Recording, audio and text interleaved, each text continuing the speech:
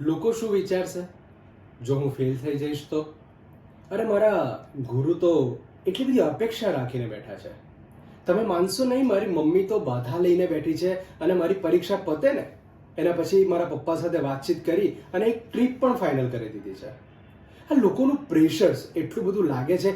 જો કદાચ મારા યોગ્ય માર્ક્સ નહીં આવ્યા તો કદાચ મારો ફ્રેન્ડ્સ જે મારા કરતાં ઓછું સમજતો હતો અને એ જે મારા સામેના કોમ્પ્લેક્સમાં જ રહે છે, રોજ મારી સાથે ટ્યુશનમાં આવતો હતો અને મારા કરતાં જો વધારે માર્ક્સ આવી ગયા તો મારે તો નીચું જોવું પડશે. ગુરુને કેવી રીતે જવાબ આપીશ?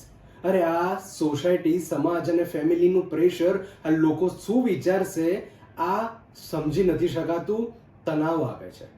આ બધા જ સવાલો માટે એઝ અ સાયકોલોજીસ્ટ ડૉક્ટર હું એટલું જ કહીશ કે લોકો શું વિચારે છે તેના કરતાં વિદ્યાર્થી કે વ્યક્તિ પોતે શું વિચારતો હોય છે, વ્યક્તિને તેનાથી જ ફરક પડતો હોય છે.